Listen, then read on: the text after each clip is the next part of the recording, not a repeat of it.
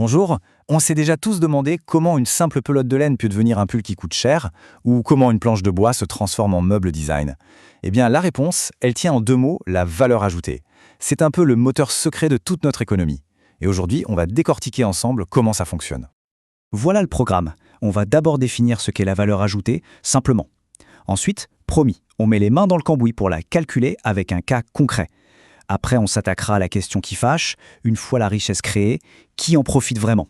Et pour finir, on prendra un peu de hauteur pour voir comment ce petit mécanisme, à l'échelle d'un pays, façonne toute notre économie. C'est parti! Allez, on commence par la base. Pour bien comprendre ce concept, tout part d'une question en fait très simple.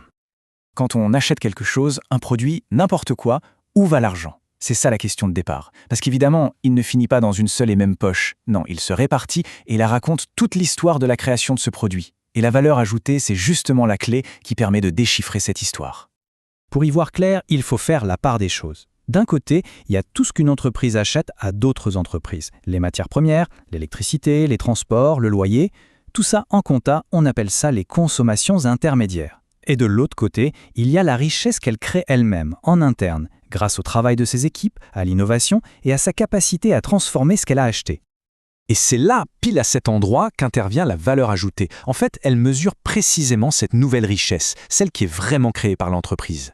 Pour le dire simplement, c'est la différence entre le prix de vente du produit final et le coût de tout ce qu'il a fallu acheter à l'extérieur pour le fabriquer. Et tout ça, ce n'est pas juste une idée en l'air, C'est quelque chose qu'on peut mesurer très précisément grâce à une formule qui est finalement assez simple, mais vraiment puissante. La voilà, la fameuse formule. On prend le chiffre d'affaires, c'est-à-dire le total de tout ce que l'entreprise a vendu, et on enlève toutes les consommations intermédiaires, donc tout ce qu'elle a acheté à l'extérieur. Ce qui reste, c'est la valeur qu'elle a réellement créée. Bon, la théorie c'est bien, mais pour que ce soit plus parlant, rien de tel qu'un exemple. Alors, bienvenue chez SoWool, une boîte qui fabrique des vêtements en laine. On va jeter un œil à ses comptes. Voilà un petit bout des finances de SoWool. Pas de panique, on ne va pas se perdre dans les chiffres. On va juste se concentrer sur la colonne année N pour faire notre petit calcul. Alors, première étape, on prend son chiffre d'affaires. Pour l'année qui nous intéresse, SoWool a vendu pour un peu plus de 3 millions d'euros de vêtements. De ce chiffre, on doit maintenant retirer toutes ces consommations intermédiaires. La laine, bien sûr, mais aussi les loyers, le transport, etc. Ça représente près de 1,3 million d'euros. Le calcul est donc tout simple. Le chiffre d'affaires moins ses consommations. Le résultat, c'est la richesse que SoWool a vraiment générée cette année-là.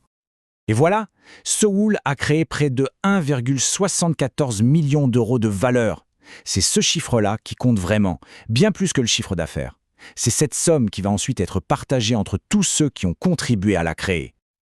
Ok, on a créé cette richesse, c'est super. Mais maintenant, la question la plus importante se pose, où va cet argent? Comment est-ce qu'on le répartit? Le plus simple, c'est d'imaginer cette valeur ajoutée comme un grand gâteau. Maintenant qu'il est cuit, il va falloir le découper pour que chaque personne qui a aidé à le préparer reçoive sa part. Et voici comment le gâteau est partagé. D'abord, il y a une grosse part pour les employés, sous forme de salaire, pour récompenser leur travail. Ensuite, l'État prend sa part avec les impôts et les taxes. La banque aussi, pour les intérêts du prêt. Les actionnaires, qui ont pris un risque en investissant, reçoivent des dividendes. Et enfin, l'entreprise garde un morceau pour elle, pour pouvoir investir et grandir. Et là, avec ce graphique, ça saute aux yeux. On voit tout de suite que dans le cas de SoWool, la plus grosse part du gâteau, et de loin, va aux salariés. Il touche presque les 3/4 de toute la valeur qui a été créée, c'est énorme. Mais ce partage, il révèle une tension qui est au cœur de l'économie.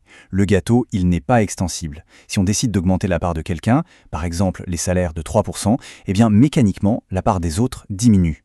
Dans notre exemple, le profit qui revient aux actionnaires chuterait de 28%. C'est un jeu d'équilibre constant et parfois compliqué. Et maintenant, ce qui est vraiment fascinant, c'est que ce petit mécanisme qu'on vient de voir pour une seule entreprise, eh bien en fait, il s'applique à l'échelle d'un pays tout entier.